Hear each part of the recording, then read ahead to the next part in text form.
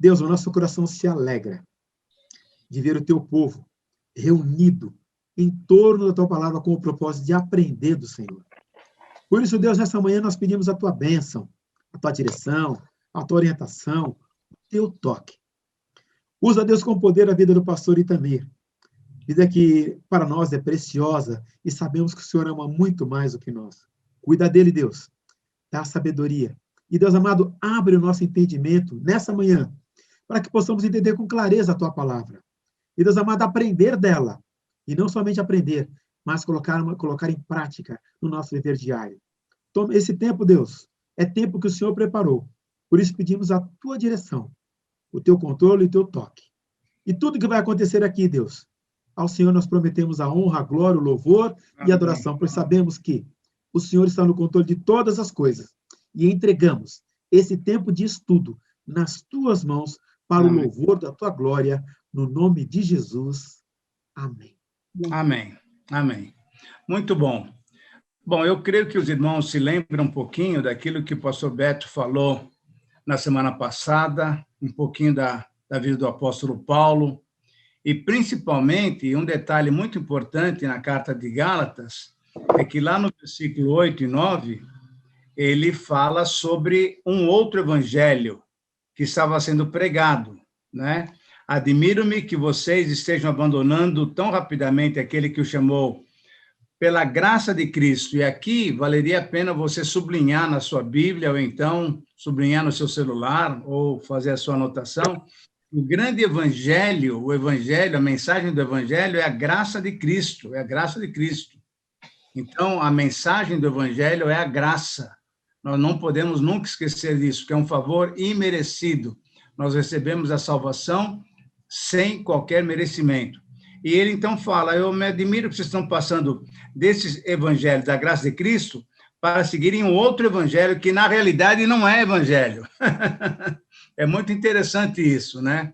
É uma outra mensagem que não é o evangelho. E a outra mensagem, o que era? Para aquele pessoal daquela ocasião, eram judaizantes. Judaizantes quem eram?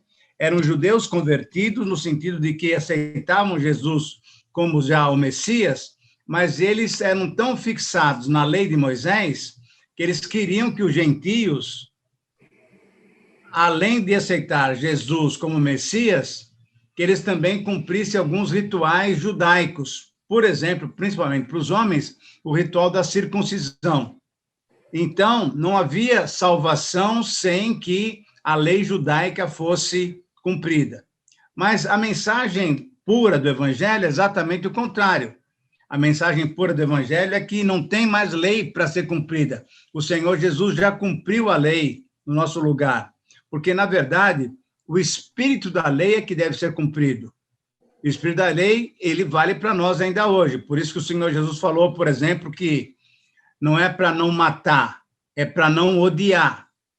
Não é para não adulterar, é para não cobiçar. Quer dizer, o que vale mesmo é aquilo que vai lá no meu coração, aquilo que vai lá na minha mente, vai no meu interior. E a partir daí, então, fazer com que Jesus tenha também o mesmo valor que a lei judaica era completamente uma coisa fora de nexo. E Paulo, então, já dá uma palavra muito dura, falando, olha, não consigo entender como é que vocês foram iludidos, né? A gente vai ver depois, semana que vem, o primeiro versículo do capítulo 1, ele é bem duro. Ó, Gálatas insensatos, né? Por que vocês... Como é que vocês estão admitindo essa mensagem? E hoje, no capítulo 2, a gente vai ver que Paulo é aceito pelos apóstolos e também Paulo dá uma certa bronquinha em Pedro, porque Pedro também não tem uma postura muito correta. Então, eu queria que a gente olhasse hoje, pensando nesse tema, proclamando a verdade do Evangelho, todo o capítulo 2, do versículo 1 até o versículo 21. Por quê? Porque o Evangelho tem que ser proclamado da maneira verdadeira, ele tem um conteúdo, e esse conteúdo deve ser bem proclamado. Então, o que nós encontramos aqui é que Paulo nos leva 14 anos depois para a sua primeira visita em Jerusalém, acompanhado de 2 irmãos de sua confiança, Barnabé, que é um judeu também, que tinha viajado, feito a primeira viagem com ele, que essa primeira viagem está descrita lá em Atos 13, 14, e ele leva Tito, um seu auxiliar já, um discípulo que ele está fazendo. E Tito é completamente gentio, não é como Timóteo. Timóteo era meio gentio, meio judeu, porque a sua mãe e a sua avó eram judias e provavelmente ela tinha se casado com um homem não judeu. Então, Tito teve que ser circuncidado. Timóteo teve que ser circuncidado. Tito não. Tito era completamente judeu, totalmente gentio, e quando ele foi para Jerusalém, é interessante, não precisou ser circuncidado, porque já estava nessa esfera da salvação completamente, somente por Jesus, através da graça. Ele foi para Jerusalém, isso é uma coisa muito interessante que a gente tem que perceber. Veja lá no capítulo 2, agora o versículo 1, diz assim: 14 anos depois, subi novamente a Jerusalém, dessa vez com Barnabé, levando também Tito comigo. Fui para lá por causa de uma revelação. Isso é muito interessante, como a gente tem que saber que Deus fala conosco. Deus fala conosco. E através dessa revelação, Paulo, então, entendeu que ele devia ir para Jerusalém para se encontrar com os apóstolos. Ele desejava exatamente acertar com os demais apóstolos a genuína mensagem do Evangelho. O que ele queria fazer é que todos estivessem falando a mesma verdade, porque ele estava longe de Jerusalém e tinha uma igreja forte em Jerusalém, com os apóstolos, e já tinha uma porção de gente. Quando a gente lê o livro de Atos, e a gente está estudando ele lá no culto, no lar, no culto às 15 horas de todo domingo, quando a gente lê o livro de Atos, a gente vê que do capítulo 1 até o capítulo 7, o evangelho em Jerusalém. Do capítulo 8 até o capítulo 12, o evangelho na Judéia e Samaria. Então, Paulo entra exatamente no percurso aqui de Atos, exatamente entre o capítulo 8 e 2, que é o evangelho já saindo um pouco de Jerusalém, indo já para a Judéia e indo para Samaria também. E nesse sentido, então, ele vai visitar Jerusalém para ver o que está acontecendo, para ver como é que eles estão pregando o evangelho, para fazer uma folha corrida, vamos dizer assim, de todos os itens que cada um falava. Por quê? Porque tinham ministérios diferentes. Um ministério era mais para os judeus e um ministério era mais para os gentios. E exatamente nesse capítulo que a gente vai perceber isso daí. A sua preocupação era realmente o ensino dos falsos mestres, os judaizantes. Eu acho que o pastor Betão falou semana passada exatamente isso. Os judaizantes eram esse pessoal que pregava um outro evangelho. E o outro evangelho é exatamente esse. Jesus é Messias, mas você tem que cumprir a lei judaica. Então, para o gentio, isso era uma coisa completamente fora de norma, né? Não tinha lógica, porque os gentios não tinham a lei judaica. E agora querer fazer que esses salvos cumprissem lei e a lei judaica era totalmente fora de perspectiva. Para Paulo, o evangelho da fé em Cristo é para as pessoas de todas as nações, de todas as culturas. Isso é verdade. Não temos, no evangelho de Cristo, não temos acepção de pessoas, né? Agora, essa mensagem deveria ser proclamada e vivida por todos de uma única maneira. Então, principalmente, duas palavrinhas aqui. Ela deveria ser proclamada e vivida de uma única maneira, revelando a autenticidade da verdade do evangelho. Isso quer dizer que eu não só anuncio o evangelho da maneira certa, pregando o evangelho de que ele é a graça de Cristo vinda sobre nós, mas além de pregar, além de proclamar, além de testemunhar, eu tenho que viver isso daqui. Esse é o grande detalhe. Eu tenho que viver essa mesma cultura, essa mesma proclamação. Se eu proclamo uma coisa, eu tenho que viver aquilo lá. E a ideia é exatamente essa. Como é que eu vivo a minha vida, então? Eu vivo a minha vida simplesmente pela graça de Cristo, não tentando fazer nenhuma outra situação, nenhuma outra coisa para agradar a Deus.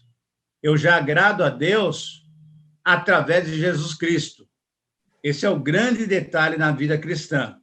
Então, eu não preciso, por exemplo, só vou dar alguns exemplos, eu não preciso ser batizado, fazer profissão de fé, tomar ceia, dar o dízimo, para agradar a Deus. Não, eu faço tudo isso porque a graça de Cristo um dia me alcançou. Eu faço como resposta àquilo que Deus tem me dado. Então, eu estou vivendo pela fé. Estou vivendo na graça do Senhor. E era essa maneira pela qual Paulo estava, então, procurando acertar a sua relação com os discípulos. Se a gente olhar para o capítulo 15 de Atos, a gente vai ver que o Concílio de Jerusalém fez exatamente isso, tratou exatamente sobre essa questão. De que maneira o gentio pode ser salvo? Porque, graças a Deus, ali pelo capítulo 8, 9, 10 e principalmente no 10, Pedro leva o evangelho para Cornélio, que é um centurião romano. E quando ele prega o evangelho, ali é impressionante, o Espírito Santo vem sobre eles, demonstrando o quê? Que não tem diferença para Deus, para o Espírito, para o Senhor Jesus Cristo, se você é judeu, romano, árabe, babilônio, não tem problema nenhum. Qualquer um, sendo ser humano, que se abriu pela fé, através do contato do Espírito Santo, ele tem possibilidade de ser salvo. E exatamente essa viagem vai ser uma viagem que vai poder acertar a ênfase da pregação, da proclamação, da verdade do Evangelho entre Paulo, Barnabé e outros que estão trabalhando mais com gentios e o pessoal de Jerusalém, que está trabalhando mais com judeus. A frase que eu queria colocar, e eu sempre coloco uma frase como o resumo do texto, é essa daqui. Todo cristão, de forma autêntica, proclama a verdade do Evangelho. Nessa forma autêntica tem a vida incluída e a proclamação também. Então, todos nós devemos, de uma forma autêntica, viver, né, e proclamar a verdade do Evangelho. E nós vamos encontrar vários aspectos dessa verdade, dessa proclamação da verdade do Evangelho nesse texto. Então, eu queria acompanhar com vocês, se vocês puderem, eu vou lendo os versículos e a gente vai comentando e, a partir daí, a gente vai chegando a essa mesma afirmação. Todo cristão deve, de forma autêntica, proclamar a verdade do Evangelho. Nos versículos 1 e 2, eu tenho, então, o texto aqui na tela, e você pode acompanhar aí na sua Bíblia também, e aí nós vamos comentar. 14 anos depois, subi novamente a Jerusalém, dessa vez com Barnabé, levando Tito também comigo. Fui para lá por causa de uma revelação, isso é, Paulo é obediente ao Senhor. É muito legal isso daí, perceber isso daí. Ele foi porque Deus revelou, Deus deu uma indicação clara de qual era o passo que ele devia dar para chegar a essa verdade do Evangelho junto com os outros apóstolos. E expus diante deles o Evangelho que prego entre os gentios. Então, Paulo tinha um ministério muito claro de pregação aos gentios, fazendo-o, porém, em particular, aos que pareciam os mais influentes, para não correr ou não ter corrido em vão. Isso é, ele está dizendo o seguinte, olha, pessoal, eu fui para lá e fui encontrar os líderes da igreja de Jerusalém. E, a partir daí, eu queria verificar se a gente está correndo em vão, se nós estamos falando a mesma verdade, se nós estamos pregando da mesma maneira. E, a partir daí, então, o que vai acontecer é um momento muito especial, quando Paulo, então, vai encontrar Pedro, vai encontrar depois João, Tiago, e aí nós vamos ver exatamente isso, como nós temos essa palavra muito especial de ter o quê? O evangelho da graça do Senhor Jesus Cristo. Vamos lembrar um pouquinho só da história de Paulo, para a gente se contextualizar. Paulo não estava indo para Jerusalém, porque quando ele começou o seu ministério, ele estava indo para Damasco para prender pessoas, para prender cristãos.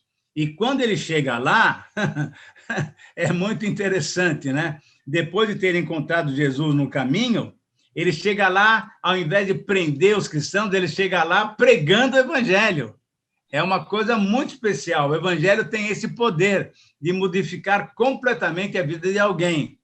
E ele chega lá pregando o evangelho, e a gente, olhando lá para o livro de Atos, a gente vê que ele já começa a pregar o evangelho e assumindo, falando o seguinte, que Cristo, de fato, é o Senhor.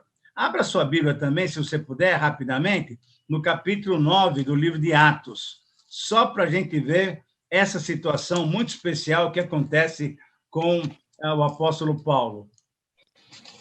Ele chega com autorização para prender, né? O Ananias até fica meio chateado com Deus, falando, Senhor, eu não vou orar por esse cara, não, porque ele veio aqui para prender a gente, né? E aí o Senhor falou, versículo 15, 9:15, vai, esse homem é meu instrumento escolhido para levar o meu nome perante os gentios e reis e também perante o povo de Israel. Eu mostrarei a ele o quanto deve sofrer pelo meu nome. Já que ele fez a minha turma sofrer, agora ele vai ver o que é bom, agora ele vai ver o que é bom sofrer pelo evangelho. E aí Ananias foi lá e orou e assim por diante. E é interessante, do versículo 20 em diante, logo ele começou a pregar nas sinagogas que Jesus é o Filho de Deus. É interessante, ele chega lá em Damasco, mas ele não chega prendendo o pessoal crente. Não, ele chega lá pregando que Jesus é o Filho de Deus. E todos perguntavam, né? Não é ele o homem que procurava destruir em Jerusalém aqueles que invocavam o seu nome? Então, é interessante a mudança que acontece na vida da gente, é exatamente isso. Primeiramente, obedecer o Senhor. Obedecer o Senhor. E aqui eu queria dar 2 toques com relação à obediência de Paulo. Primeiro, ele obedeceu ao Senhor quando ele encontrou o Senhor Jesus lá na estrada de Damasco. E a partir daí, depois daquela revelação que Deus deu para Ananias, falando que ele seria o seu apóstolo aos gentios, o que a gente vê é Paulo chegando lá em Damasco, que Damasco é a capital da Síria, é ao norte de Israel, portanto, não é mais dentro da Palestina, ele está levando o evangelho para os gentios, para os sírios, lá para aqueles que nasceram em Damasco. Então, primeira bênção que a gente tem que perceber, e é isso daí, obediência ao Senhor. Ele obedeceu ao Senhor e foi pregar aos gentios. Segundo momento de obediência, é exatamente esses 14 anos depois. Ele vai a Jerusalém por causa de uma revelação. Por causa de uma revelação. Ele não foi chamado lá por Pedro, por Tiago, Paulo, vem aqui que nós precisamos falar com você. Não, ele vai para Jerusalém porque Deus deu uma orientação clara para ele, para que ele soubesse acertar os ponteiros, né, entre aqueles que tinham ministério para com os gentios e aqueles que tinham ministério para com os judeus. E é interessante essa questão de revelação. A pergunta que a gente pode fazer é a seguinte: Deus se revela para nós ainda hoje? O que vocês acham? Claro. Deus não está morto? Exatamente, exatamente. Deus não está morto e Deus revela. O mesmo Deus de ontem é o mesmo Deus de hoje. Agora, a maneira pela qual ele vai se revelar é completamente diferente de um para o outro. É a palavra de um irmão, é a palavra de um hino, é a palavra de um pastor, é uma ideia clara na nossa mente para que a gente saiba o que fazer. É interessante que lá no livro de Atos, eu gosto muito de Atos, no capítulo 16, você deve se lembrar daquela situação. Paulo, Silas, Timóteo estão querendo ir para a Bitínia, para a Ásia, e Deus vai fechando as portas. Interessante, né? Talvez tenha acabado a passagem para comprar, talvez não tinha mais navio para sair naquela ocasião. Deus foi fechando as portas. E aí Paulo descansa, ele fala, bom, se não tem nenhuma ideia de onde eu vou descansar, eu vou dormir. E numa noite ele estava dormindo e Deus, de uma maneira toda especial, e Deus pode fazer ainda hoje, porque Deus é o mesmo Deus, num sonho, ele revela para Paulo, ó, passa a Macedônia e ajuda-nos. E aí eles concluíram que a orientação de Deus era ir para a Macedônia. A primeira cidade que eles visitaram foi Filipos, onde eles fundaram a igreja dos filipenses. Então, sem dúvida nenhuma, nós temos que ter essa sensibilidade de ouvir a voz de Deus. Quanto mais nós estudarmos a palavra dele, mas quanto mais nós orarmos também, mais estaremos sempre sintonizados com Deus, antenados com Deus, usando então agora uma linguagem da informática, né? Esteja antenado com Deus, para que você saiba exatamente qual é o caminho que ele quer fazer que você faça. Então, a obediência é o primeiro aspecto para nós vivermos essa vida de proclamação da verdade do Evangelho.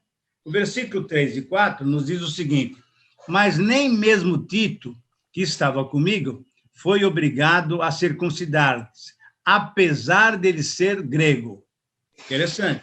É um rapaz completamente gentio e está trabalhando o quê? Na divulgação do Evangelho, juntamente com Paulo.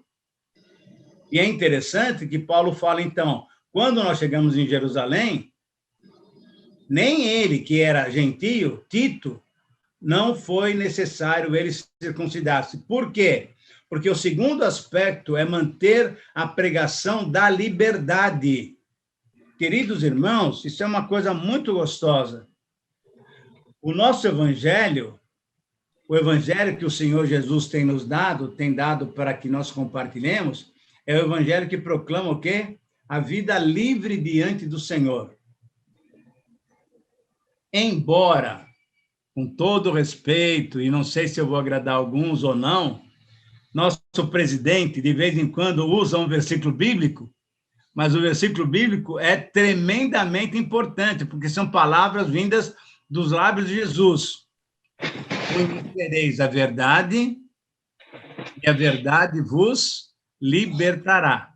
Então, esse que é o caminho. Na verdade, é isso. E nós vamos estudar depois em Gálatas, quando a gente chegar no capítulo 5, versículo 1, é um versículo muito, muito, muito interessante, porque ele fala o seguinte, vocês foram chamados para a liberdade.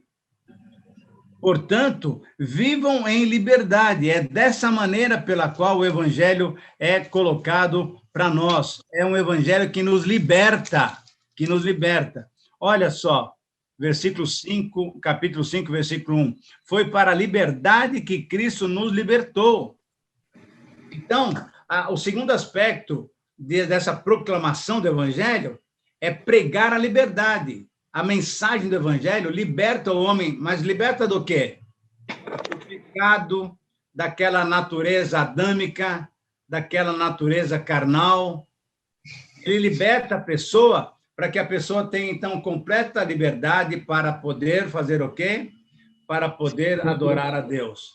Essa questão, então, foi levantada porque falsos irmãos infiltraram-se em nosso meio para espionar a liberdade que temos em Cristo e nos conduzir novamente à escravidão da lei. Paulo está descrevendo isso. Ele está falando, pessoal, queridos irmãos da Galácia, por favor, entendam o que estava acontecendo. Nós temos um grupo de pessoas que estão aí no meio de vocês pregando um falso evangelho. Falsos irmãos se infiltram no meio da comunidade falando o seguinte, olha, essa liberdade não é assim, não. Você pode ser salvo por Jesus Cristo, mas espera aí, você tem que cumprir certos rituais da lei judaica. Paulo fala, não, pelo amor de Deus, de jeito nenhum. Cristo já nos libertou completamente. Então, tomem cuidado com essas determinações dentro da comunidade cristã. Por exemplo, vou voltar a dar 2 exemplos muito tranquilos para nós. Dar o dízimo e tomar a ceia. São obrigações nossas? Não é obrigação. Mas, sem dúvida nenhuma, que quando nós pensamos no que Jesus fez por nós, o que nós queremos fazer para ele é mostrar para ele como nós somos agradecidos. Então, quando nós damos a nossa oferta, a nossa contribuição, é porque estamos falando, Senhor, nós reconhecemos que tudo vem do Senhor.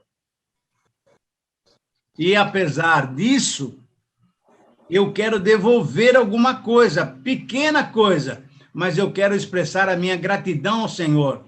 Eu dou porque eu reconheço que o Senhor tem sido bom demais para comigo. Eu tomo a ceia não para poder ficar limpo durante o mês. Essa é a ideia de muita gente, né? A gente vê quando nós temos cultos já presenciais, e sempre no primeiro domingo do mês, a igreja fica mais cheia. Por quê? Porque todo mundo fala, eu não posso perder o domingo de ceia. Por quê? Vai te dar alguma bênção especial? A bênção especial é a comunhão do corpo de Cristo. Mas a palavra no grego, né, para ceia é eucaristia. É uma ação de graça que nós fazemos para reconhecer, lembrando daquilo que Jesus Cristo fez por nós. Então, o Evangelho tem uma mensagem libertadora. E é interessante que, no caso ali de Paulo, Tito e Barnabé, Tito chegou em Jerusalém e ele não precisou se circuncidar, não precisou ser circuncidado. Por quê? Porque, embora ele sendo gentio, estava completamente livre para ter a sua vida, o seu relacionamento novo com Deus, com o Senhor Jesus Cristo, sem cumprir mais a lei judaica. A ideia é exatamente essa. Então, o segundo aspecto é manter a pregação da liberdade. O evangelho é um evangelho que nos liberta do pecado, da lei, nos liberta da morte, nos dá uma nova vida em Cristo Jesus. Versículo 5 é um versículo sensacional. Não nos submetemos a eles nem por um instante, para que a verdade do evangelho permanecesse com vocês. Paulo está dizendo o seguinte, eu não me submeti a esses judaizantes que queriam impor para vocês, Gálatas, gentios, a pregação de Jesus como Messias, mas também a pregação de obediência aos ritos judaicos. Não. Nós não nos submetemos a essa pregação. Nós não nos submetemos a essa imposição, nem por um instante. Para quê? Por que a gente teve que se manter corretamente diante da mensagem pura do Evangelho? Para que a verdade do Evangelho permanecesse com vocês, queridos irmãos da Galácia. Então, novamente, para a gente lembrar, todo cristão deve, de forma autêntica, proclamar a verdade do Evangelho.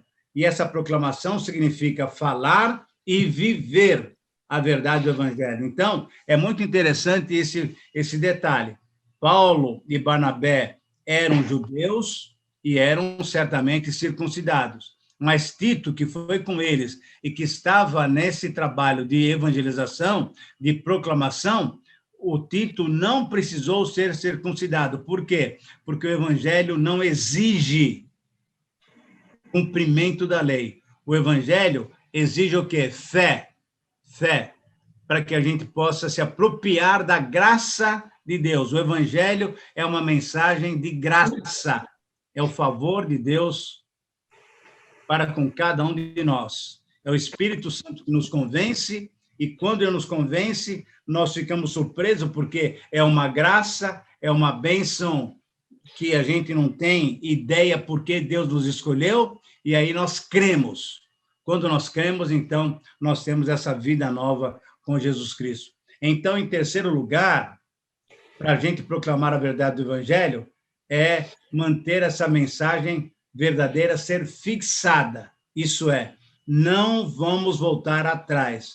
A mensagem é de libertação.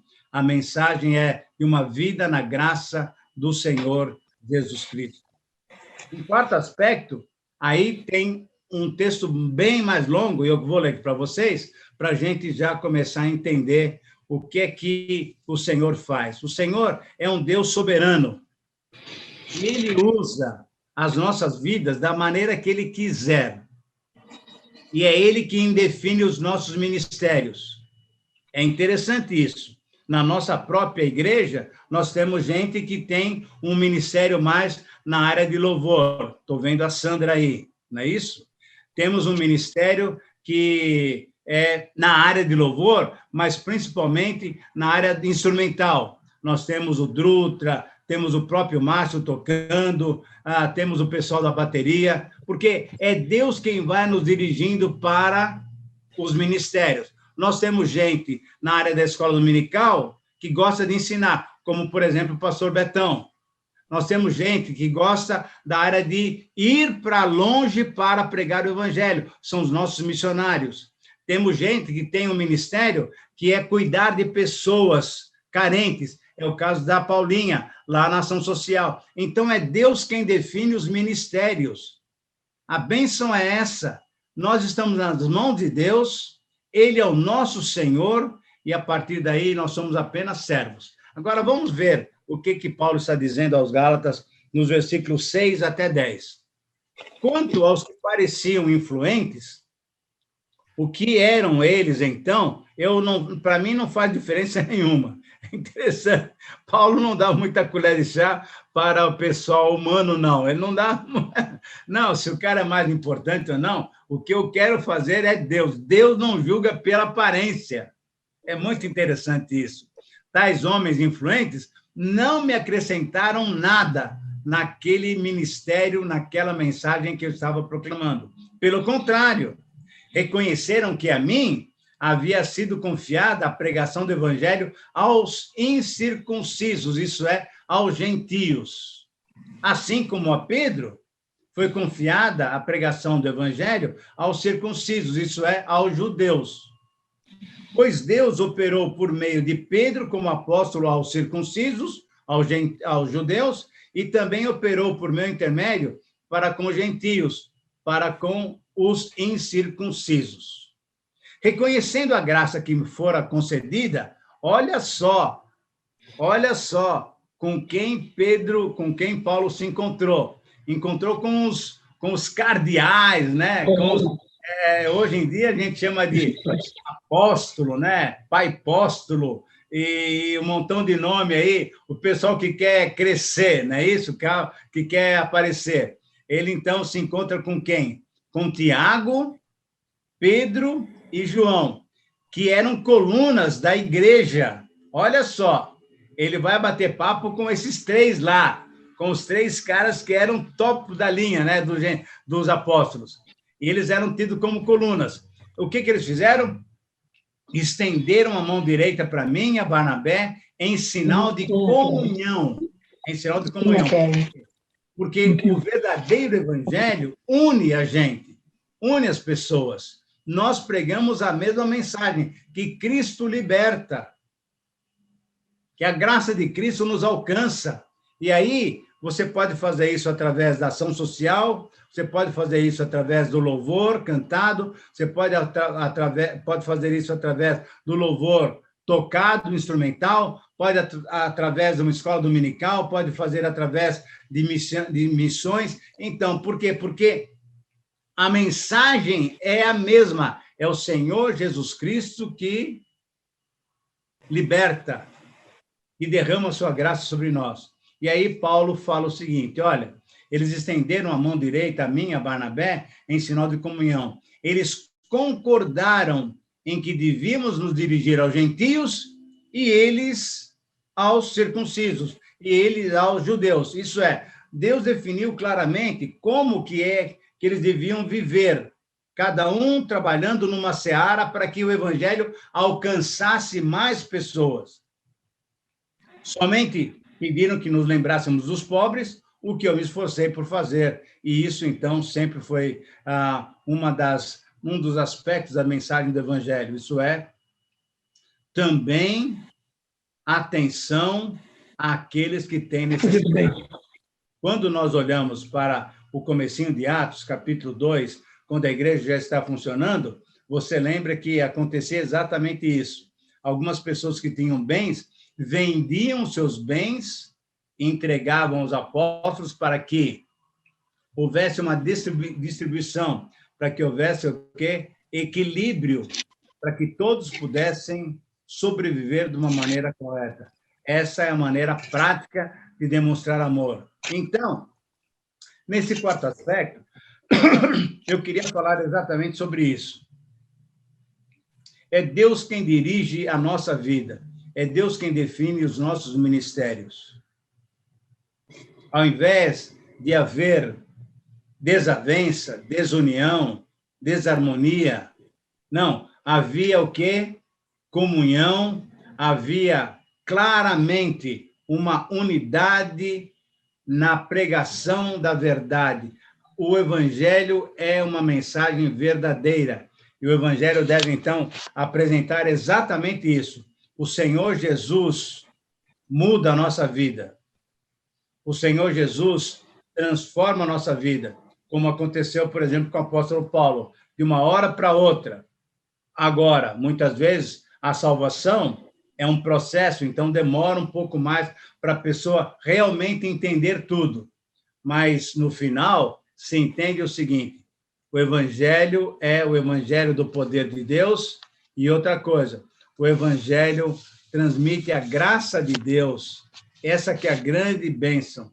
O Evangelho é a graça de Deus, não é mais cumprirmos certos requisitos da lei. E o Evangelho traz liberdade. Então, essa mensagem da graça e da liberdade ia ser pregada por Paulo, por Barnabé, por Tito, por Timóteo, para os gentios. Mas essa mesma verdade do Evangelho, que é o Evangelho verdadeiro, que prega a libertação e a graça, ia ser pregada por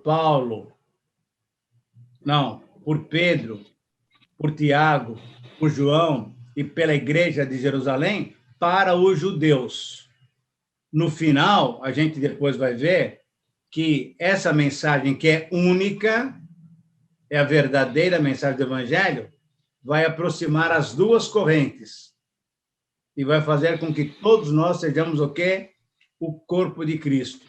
Quando Paulo escreve a carta aos Efésios, ele mostra exatamente isso, que as barreiras que haviam entre nós, seres humanos, foram quebradas.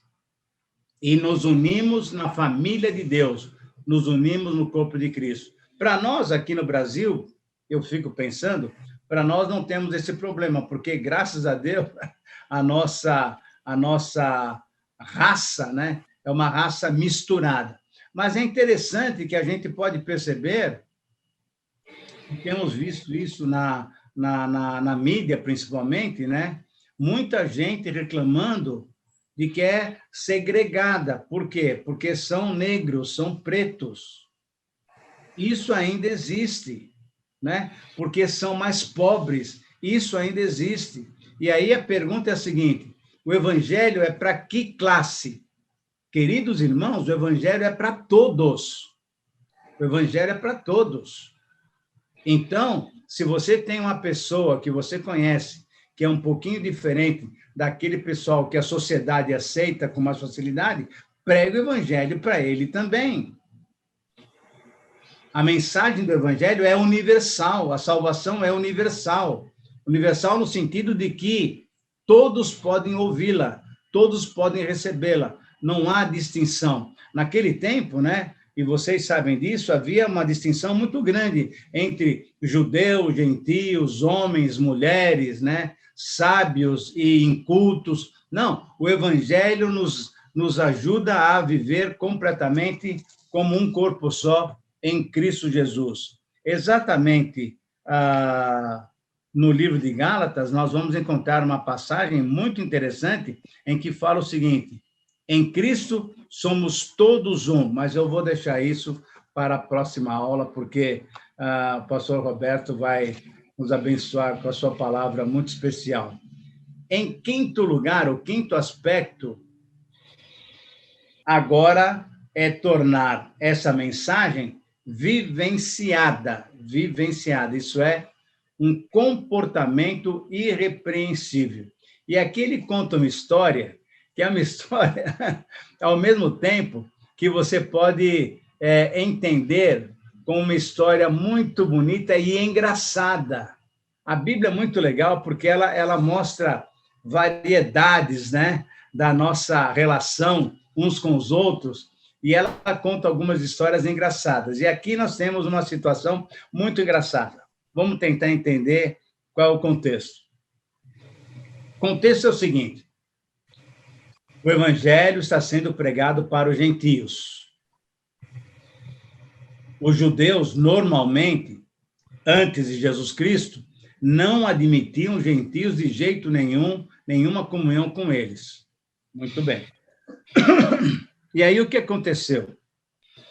O Senhor Jesus Cristo veio, mudou essa situação, tanto é que ele foi pregar lá em Samaria e para uma mulher.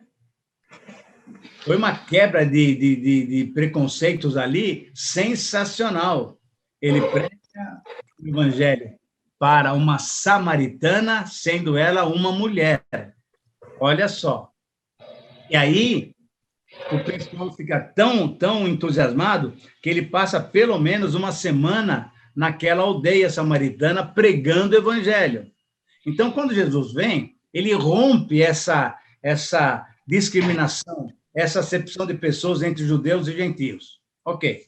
Quando Paulo se converte, ele entende isso, e Deus, lá no capítulo 9, versículo 15 de Atos, que a gente leu, Deus fala: eu quero que você seja meu porta-voz para os gentios, para os reis, para os israelitas, mas principalmente para os gentios. Por isso, Paulo fala sobre si mesmo: eu sou apóstolo aos gentios. Ok, beleza.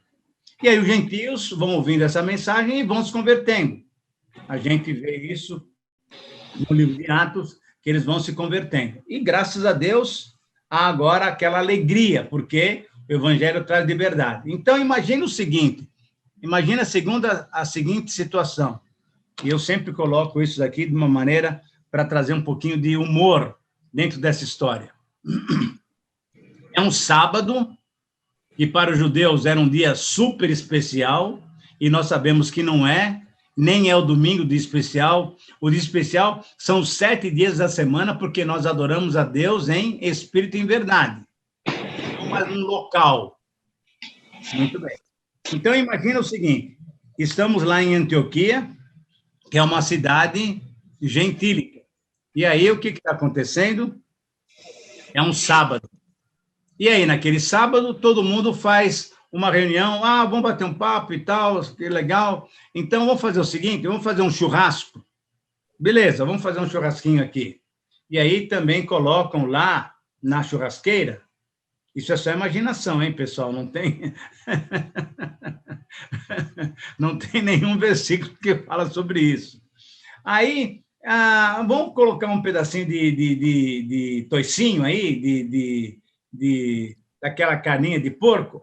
Legal, vamos fazer isso aí também. E uma linguicinha. Excelente. Então, vamos preparar, vamos chamar a nossa comunidade para a gente participar dessa comunhão bem gostosa. Fizeram, e aí Pedro estava lá visitando Antioquia, e ele fala: poxa, que legal, o pessoal está numa boa.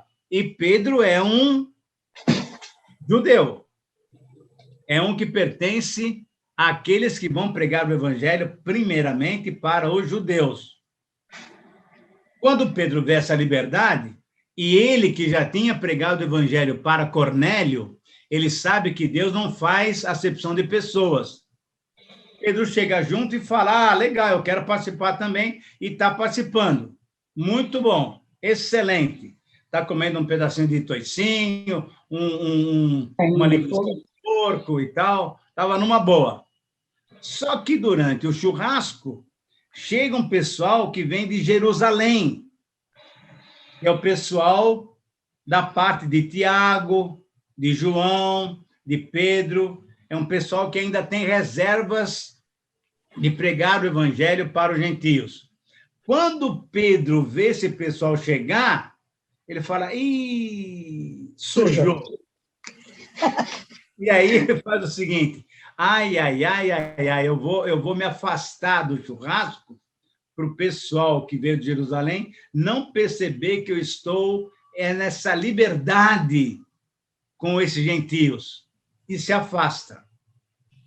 Ah, mas aí, meu amigo, Paulo está junto também. E aí ele dá uma pegada no pé de Pedro sensacional. Então, vamos ler os versículos 11, 12 e 13 para a gente perceber um pouquinho como é que Paulo descreve isso. Quando, porém, Pedro veio a Antioquia, enfrentei-o, olha só, hein, face a face, por sua atitude condenável. Pedro teve uma atitude condenável. Por quê? Antes de chegarem alguns da parte de Tiago, ele comia com gentios na boa, estava participando do churrasquinho tranquilo. Quando, porém, eles chegaram, o que ele fez? Afastou-se e separou-se dos gentios, temendo aqueles que eram da circuncisão, temendo aqueles que tinham vindo de Jerusalém. Os demais judeus também se uniram a ele. Bom, já que Pedro está se afastando, vamos nos afastar também. Deixa o churrasco só com os gentios. Agora, veja o que Paulo fala. Os demais judeus também se uniram a ele nessa hipocrisia, nessa falsidade. De modo que até Barnabé, que é o meu companheiro para pregar aos gentios, ele também se deixou levar por essa atitude de Pedro. E uma atitude condenável. Condenável. Então, queridos irmãos, o que Paulo está mostrando aqui é que a verdade do evangelho deve ser vivida na nossa vida pessoal. Pedro deveria viver essa verdade, mostrando para todos que não havia diferença entre judeus e gentios. Mas Pedro ainda, com medo do pessoal que tinha vindo de Jerusalém, ele procedeu de uma maneira completamente repreensível. Por isso que eu falo que o quinto aspecto da proclamação do evangelho é ter um comportamento irrepreensível. Isso quer dizer o seguinte, eu prego uma coisa, eu vivo aquilo que eu estou pregando. Eu não posso pregar uma verdade e viver uma outra realidade. As pessoas percebem isso daí. Então, se eu falo que eu tenho que pregar o amor, eu tenho que viver o amor. Se eu falo que eu tenho que pregar e eu tenho que pregar o perdão, eu tenho que perdoar aqueles que me ofendem. Isso é, a minha vida tem que estar de acordo com aquela mensagem que eu prego. E, a partir daí, o que aconteceu ali é que Pedro não viveu daquela maneira que ele pregava.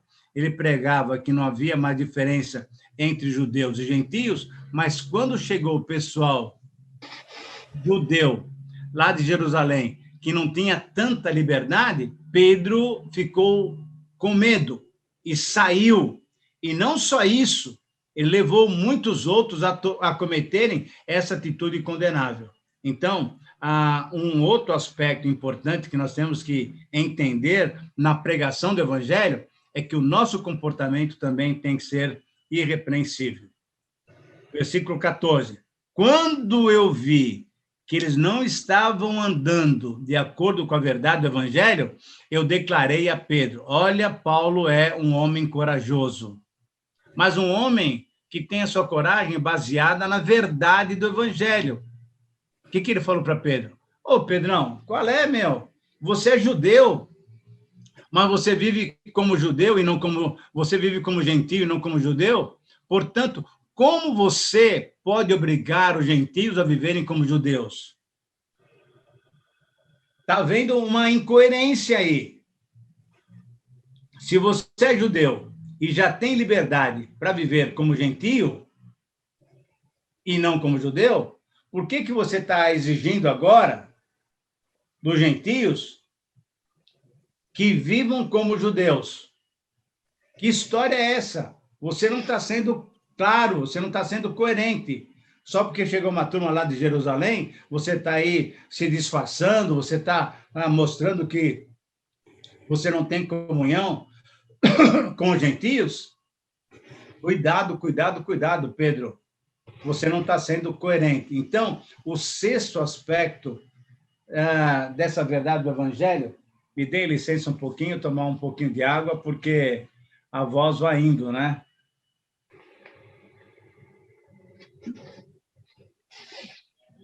Pedro, você não está sendo coerente.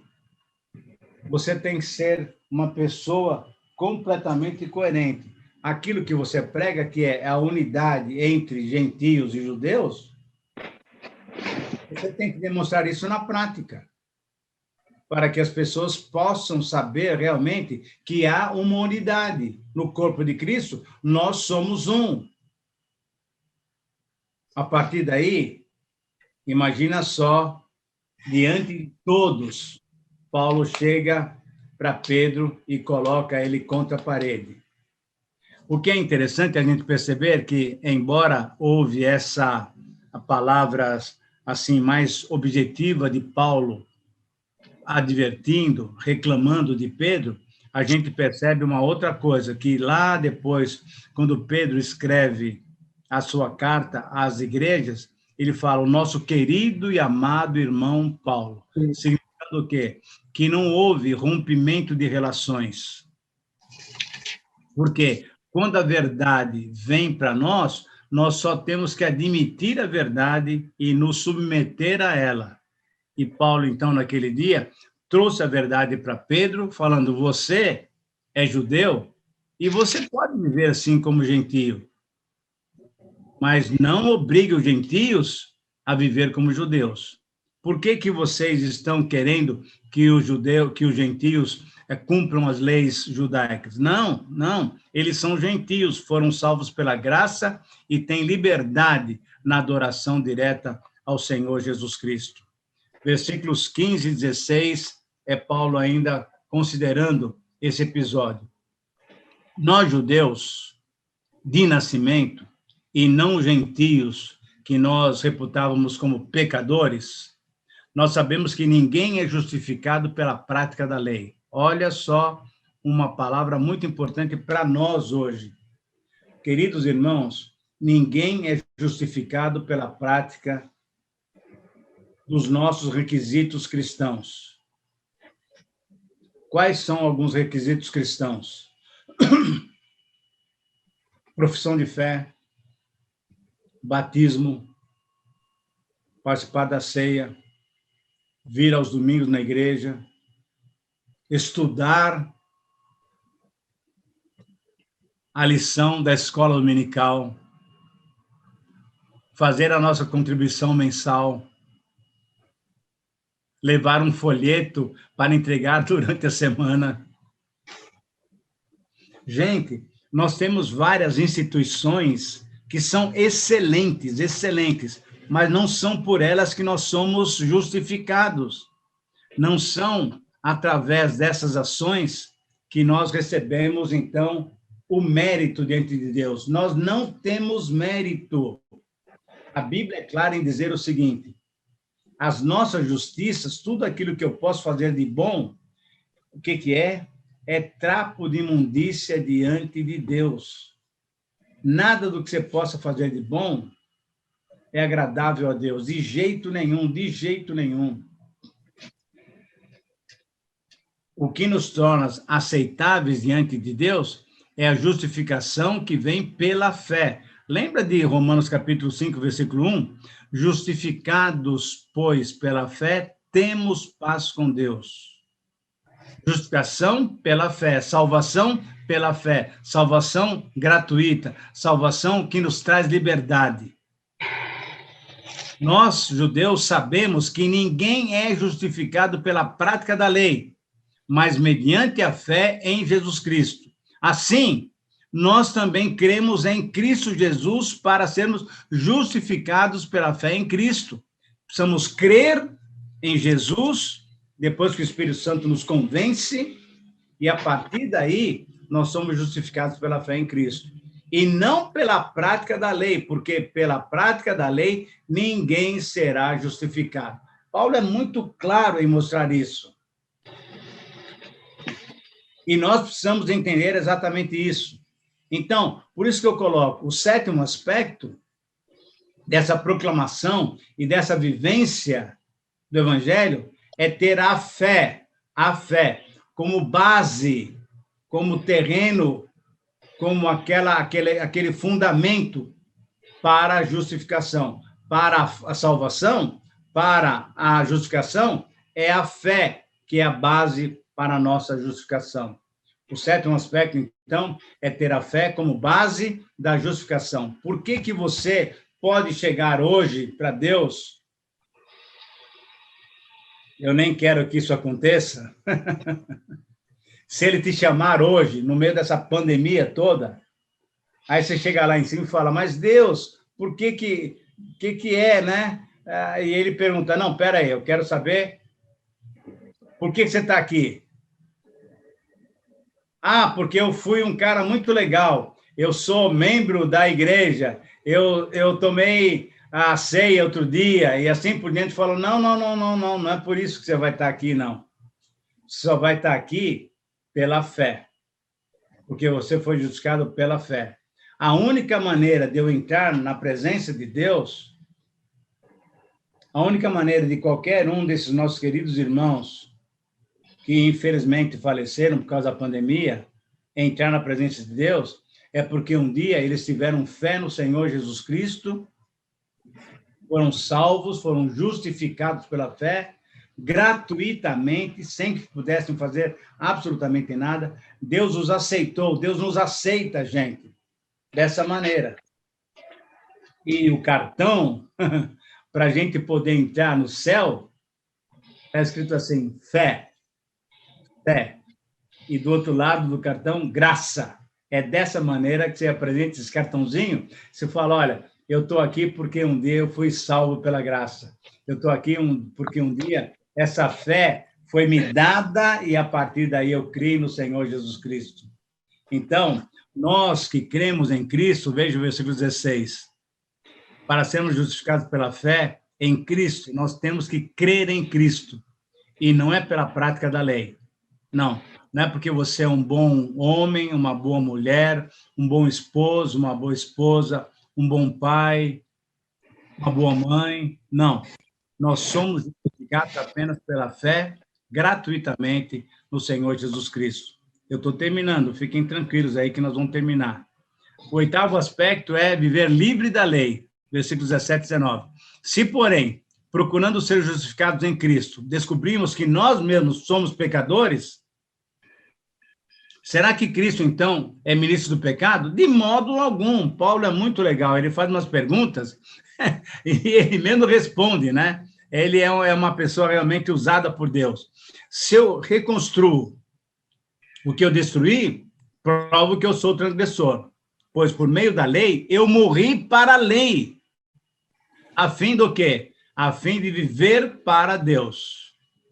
Então, por isso, todo cristão, de forma autêntica, vivendo e proclamando a verdade do Evangelho. Eu morri para a lei. A lei não tem mais valor para mim no sentido de eu ter que cumpri-la para conseguir alguma coisa diante de Deus. De jeito nenhum. De jeito nenhum. Tudo o que precisava ser feito, ele fez por mim. Graças a Deus. Graças a Deus. E agora, o que eu preciso fazer é o quê? Abraçar o que ele fez, ter fé, e a partir daí, sim, eu sou justificado. E, finalmente, os últimos 2 versículos do capítulo, o 9º aspecto é valorizar a graça de Deus, vivendo pela fé. Quando eu não vivo pela fé, quando eu tento viver pelo meu próprio esforço, eu estou falando o seguinte, Jesus, seu sacrifício não valeu nada. Porque o que vale para mim é a minha vida correta, bonita, honesta. É isso que vai me levar para o céu. A sua morte na cruz, isso aí que não vale nada. Queridos irmãos, pelo amor de Deus, não façam isso. A sua vida bonita tem valor. Você vai ser recompensado no céu. Mas a maneira de entrar na presença de Deus é pela graça, é pela fé no Senhor Jesus Cristo. De jeito nenhum é pela sua vida correta aqui. De jeito nenhum. Você tem que ver uma vida correta, sem dúvida nenhuma, para demonstrar aquilo que Cristo fez, transformando a sua vida. Mas valorize a graça de Deus, vivendo pela fé. Eu fui crucificado com Cristo. Assim, já não sou eu mais quem vive. Olha só, Paulo é muito objetivo aqui. Cristo vive em mim. E essa vida que eu tenho agora, eu vivo-a pela fé no Filho de Deus que me amou e se entregou por mim. Então, a vida que a gente tem que viver é uma vida pela fé, em gratidão, em resposta àquilo que ele fez, que me amou e se entregou por mim. Eu não anulo a graça de Deus, pois, se a justiça vem pela lei, Cristo morreu inutilmente. Se eu vou me apresentar a Deus justificado por aquilo que eu fiz em cumprimento da lei, Jesus morreu inutilmente. Mas quando eu me apresento para Deus, baseado na fé, nessa fé que vem gratuitamente, aí sim Deus me aceita de uma maneira toda especial, porque ele não vê a minha justiça, mas ele vê a justiça de Deus, a justiça de Jesus, que eu me apropriei. E a partir daí, então, ele realmente me aceita na presença dele. Por quê? Porque eu fui carimbado, fui selado com a justiça do Senhor Jesus Cristo. Esse texto é muito bonito porque nos dá a orientação clara da maneira pela qual nós devemos pregar o Evangelho e viver o Evangelho. Então, o desafio para nós é exatamente esse, né? De termos uma vida bonita, pregando, proclamando e vivendo o verdadeiro Evangelho. Porque a mensagem do Evangelho enfatiza e destaca a graça divina, sem dúvida, temos que pregar o Evangelho todo para o homem todo. A mensagem da graça, em todas as suas dimensões, deve alcançar cada parte do ser humano. A mensagem da graça nos transforma completamente em pessoas que estavam distanciadas de Deus, agora em membros da família de Deus. Essa é a mensagem do Evangelho. E, para terminar, o cristão só pode viver baseado na graça. Por quê? Viver pela lei, seja a lei de Moisés, ou seja a lei da nossa religião, das nossas comunidades, significa anular a graça de Deus. E assim significa que Jesus morreu em vão. Por favor, viva sempre baseado na graça, baseado na fé. E dessa maneira, você receberá a recompensa que é o reino eterno do Senhor Jesus Cristo. Muito bem. A proclamação, mas especialmente a vivência, deve ser baseada na graça de Deus. Temos que proclamar e viver a verdade do Evangelho. Estamos abertos para perguntas, para comentários. Fiquem à vontade. Eu espero que vocês tenham entendido o que Paulo tem passado para nós aqui. É uma mensagem muito especial para que a gente saiba andar doutrinariamente e corretamente diante de Deus. Por favor, está livre para vocês falarem. Eu já falei demais. Temos 10 minutos, amados, para que vocês façam perguntas, né, colocações. E nesse espaço eu vou pedir que vamos fazer de maneira ordenada para a gente ganhar tempo. Então, quem tiver uma pergunta, abre o seu microfone ou alguma colocação. Esse é o momento. Fica à vontade.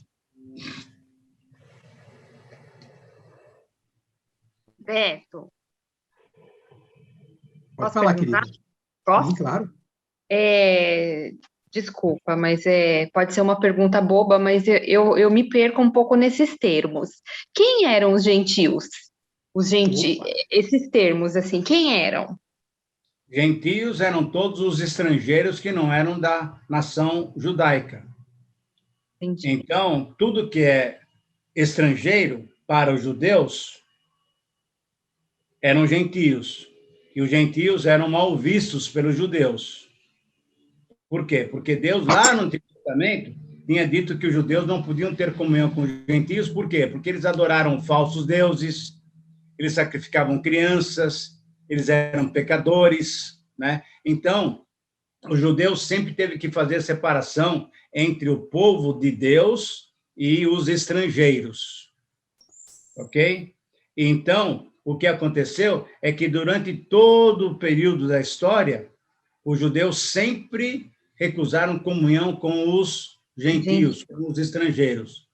Só que agora, em Cristo, a salvação também, a mensagem de salvação, veio para os judeus e veio para os estrangeiros.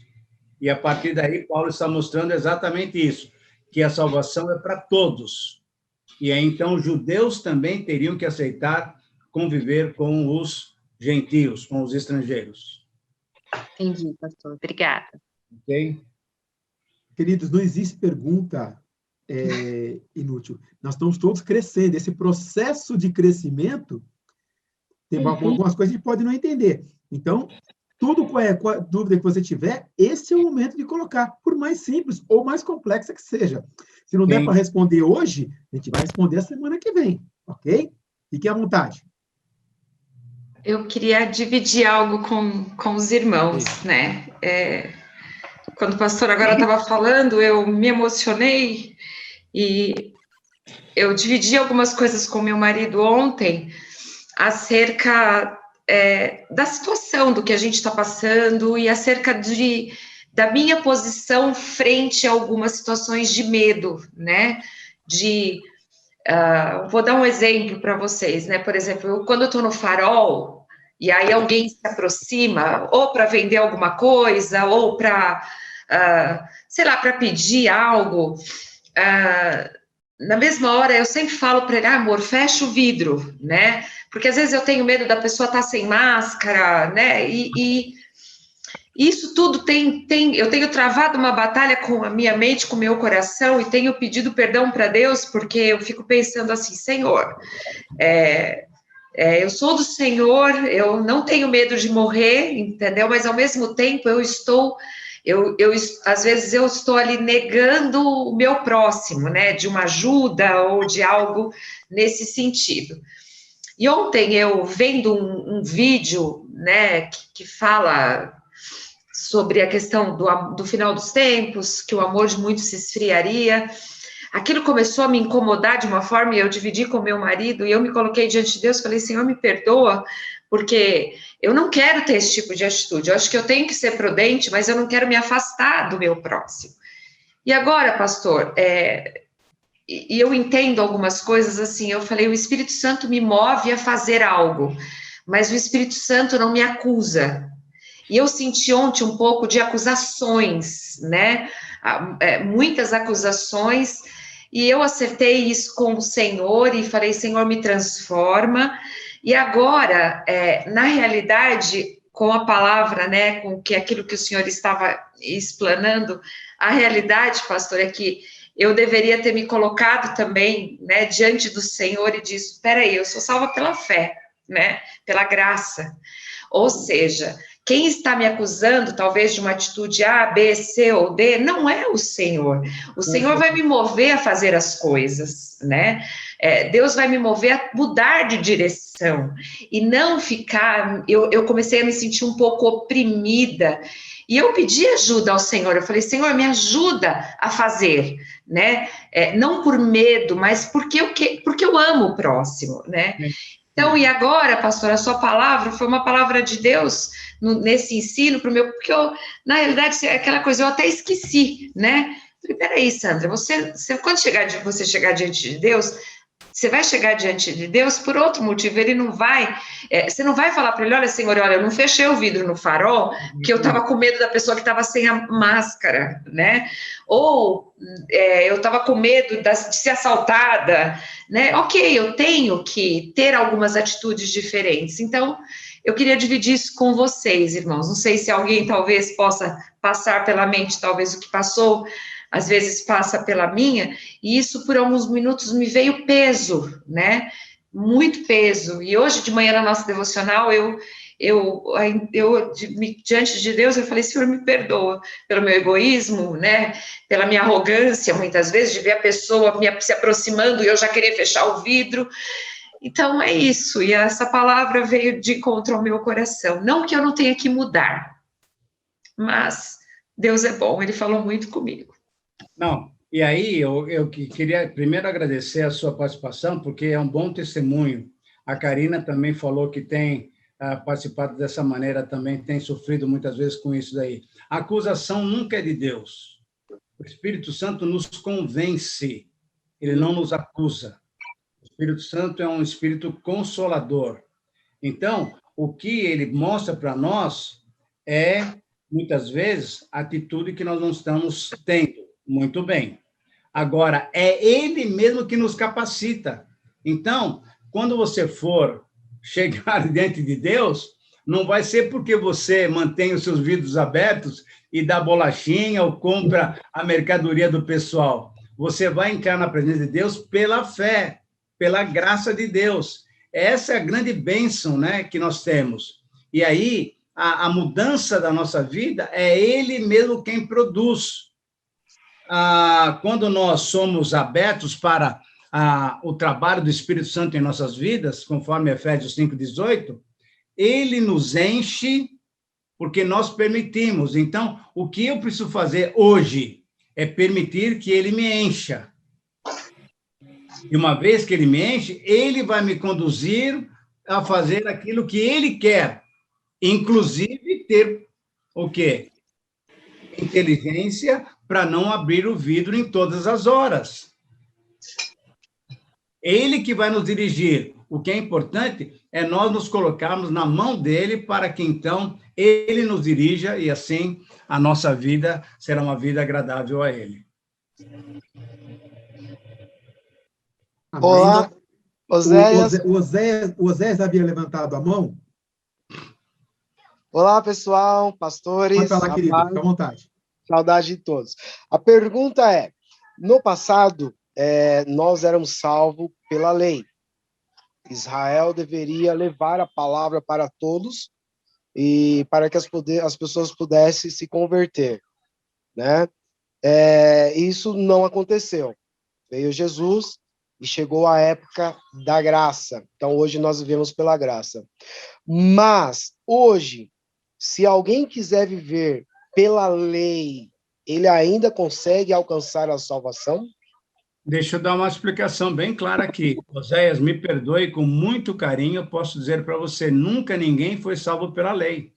De jeito nenhum. Pelo amor de Deus, não pensa nisso. Se você tem essa ideia, por favor, com todo carinho e amor, muda isso daí. Todos foram justificados pela fé. Todos que foram salvos foram justificados pela fé. Abra sua Bíblia lá em Hebreus capítulo 11 e você vai ver o primeiro cara que foi justificado pela fé. Quem foi? Abel. Depois tem Noé, Isaac, Jacó, Abraão, todos foram salvos pela fé. Nunca a lei somente, e Paulo diz isso claramente nas suas cartas, a lei foi dada para que nós conhecêssemos o pecado. A nossa incapacidade. Pecado. A lei foi mostrada para nós, para que a gente percebesse como nós somos incapazes. E, a partir daí, a lei nos encaminha para a fé em Jesus Cristo. Então, por exemplo, Abraão, como Jesus disse, Abraão se alegrou pelo fato de que um dia viria o Senhor Jesus Cristo, o Messias. E ele creu. Abraão foi justificado pela fé. Sempre houve justificação, salvação, pela justificação pela fé, e nunca pela lei. Por favor, isso aí é importante. Então, hoje, também, alguém que queira viver como alguém cumpridor da lei, Ele não consegue, sabe por quê? Porque a lei revela o caráter de Deus. E ninguém, ser humano, consegue viver conforme o caráter de Deus. E o caráter de Deus é santo. E, a partir daí, não tem ninguém, até hoje, que consegue viver pela lei, ser salvo pela lei. A irmã está levantando a mão. Posso falar? Estão me ouvindo? Sim, eu estou ouvindo. Sim, estamos te ouvindo. Maria Alice, fica à vontade. Agora perdeu. Agora você colocou no mudo o seu microfone, o seu fone. Ah, então já está. É que eu não... Agora tá? Estão me ouvindo? Estamos te ouvindo, pode falar. Então, pela lei, Jesus Cristo veio nos 30 anos dele aqui, ele guardou toda a lei, ele cumpriu toda a lei. Senão, hoje nós íamos dizer para Deus, o Senhor deu uma coisa impossível de alguém cumprir. Ele não poderia fazer nova aliança sem a aliança velha, ser alguém cumprisse aquela aliança velha. Ele cumpriu toda a lei, e a lei física e espiritual, ele cumpriu toda, porque aí ele estava prontinho, com 30 anos, este é meu filho amado, em quem eu tenho prazer, nele vai ser feita a nova aliança. E hoje, em Jesus Cristo, ele não quebrou essa lei de Deus, porque a lei é perfeita, é boa, ela que nos leva para a santificação. Só que ele mudou. O que era carnal para eles, hoje é espiritual essa lei. E é Jesus que nos ajuda a cumprir toda a lei dentro do nosso coração. É isso que eu queria dizer, que eu entendo, porque Jesus fala que desde o princípio, ele foi desmamado, ele ia crescendo em sabedoria, em graça, e aprendendo a fazer as coisas e agradar a Deus. Ele cumpriu toda a nossa lei. Ele, sim, pôde dizer, ó Deus, o Senhor não mandou uma coisa que ninguém ia cumprir. Teve um que cumpriu, e ele é toda a autoridade para assinar a nova lei para nós, a graça, a nova aliança. Amém? É o que eu penso. Tá bom, muito bom. A ideia é exatamente essa, porque ele cumpriu a lei, e ele fala lá em Mateus 5, né, que ele veio para cumprir, não para extinguir a lei, ele veio para cumprir a lei. E uma vez que ele cumpriu, agora a nossa justiça não é nossa justiça, é a justiça dele. Nós pegamos a justiça dele e podemos apresentar graças a Deus, pela graça, ao Senhor Deus, porque é a justiça do Senhor Jesus Cristo que nos justifica. Isso Amém. mesmo. Mericleide, nós estouramos o nosso tempo, mas a Mericleide, para a gente encerrar, e depois o pastor...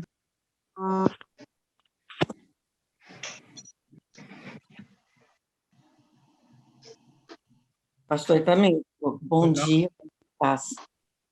Fazer um paralelo com a lei, eu já trouxe com muita clareza, eu gostaria de colocar uma pergunta para o seu esclarecimento. Os usos e costumes de algumas denominações na época atual, elas podem ser interpretadas com esse mesmo peso de que põe uma lei que impede que o rebanho viva a liberdade. É verdade. Infelizmente, nós temos algumas denominações, algumas igrejas, que impõem uma lei para os seus seguidores, para os seus fiéis. E exatamente, é por um peso que não precisamos ter. Por quê? Porque a vida em Cristo é uma vida de liberdade. E exatamente, esse é até um bom exemplo que você está dando, porque nós costumamos falar, então, de algumas leis, né, que nós colocamos. Olha, se você der o dízimo, se você tomar a ceia, e etc, etc. Tá bom. Isso é lei, mas devemos fazer. Mas essas outras coisas, como usos e costumes, é muitas vezes encarado como lei. Uma mulher não pode usar calça comprida. Uma mulher tem que ter cabelo comprido. Então, uma série de regras que não tem base bíblica e que, graças a Deus, pelo cumprimento da lei, pelo Senhor Jesus Cristo, nós fomos libertados, já fomos libertados. Então, estamos livres para viver da maneira mais correta possível. Logicamente, com toda a prudência, com todo o requisito correto, né? Uma vida bonita, uma vida exterior também bonita, mas sem aquela amarra da lei.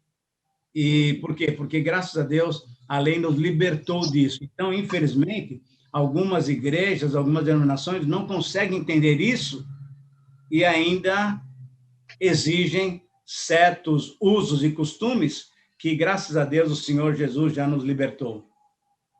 Obrigado, pastor. Amém. Boa palavra, Queridos, boa palavra. nós já estamos com o tempo bem avançado. Sim. E eu acho que a gente poderia encerrar por aqui e continuar no próximo domingo. Lógico que eu quero que os irmãos guardem aí que estamos acima da lei. Tá? Já estou crucificado, Gálatas 2:20, já estou crucificado com Cristo e vivo não mais eu, mas Cristo vive em mim, aquele que já está acima da lei. E com o cuidado de sempre, né? De que Ele é quem guia a nossa vida e ser controlado e dirigido pelo Espírito Santo é que vai fazer toda a diferença para andarmos assim nesse mundo e nesse tempo presente. Muito obrigado pelo tempo que vocês dispensaram. Pastor Itamir, o nosso coração se alegra mesmo. Obrigado por esse tempo. Obrigado por essa palavra. Domingo que vem, a gente continua. Gostaria que você, se você ainda não leu a carta de Gálatas todinha, leia, dá uma estudada, para que domingo que vem a gente possa avançar ainda mais. Combinado assim, gente? Combinado. Pastor Itamir, o encerramento do senhor fica combinado. Vamos orar, então? Vamos agradecer a Deus por esse momento e vamos nos preparar para a semana que vem. Lembrando que temos o culto hoje, né, às 6h30, pela internet, devemos participar. Pai querido, muito obrigado pela tua graça, pela tua misericórdia, muito obrigado pela salvação tão especial que o Senhor nos concede, a salvação pela fé em Jesus Cristo. Obrigada, Jesus. Muito obrigado pelo teu Senhor. toque tão especial do Espírito Santo em nossas vidas, fazendo-nos perceber a tua bondade, a tua misericórdia, a tua graça, fazendo-nos perceber que só o Senhor é que pode nos dar salvação. Sim. Portanto, Senhor, nós suplicamos, esteja conosco e capacite-nos pelo teu Espírito Santo para vivermos uma vida adequada, para proclamarmos, mas principalmente para vivermos uma vida conforme o teu querer. Amém, Para Jesus. que o teu nome seja honrado e seja glorificado. Nós Amém. oramos com muita gratidão por esse momento tão especial de comunhão uns com os outros. Amém, Oramos Jesus. assim, em nome de Jesus. Amém. Amém. Amém. Amém.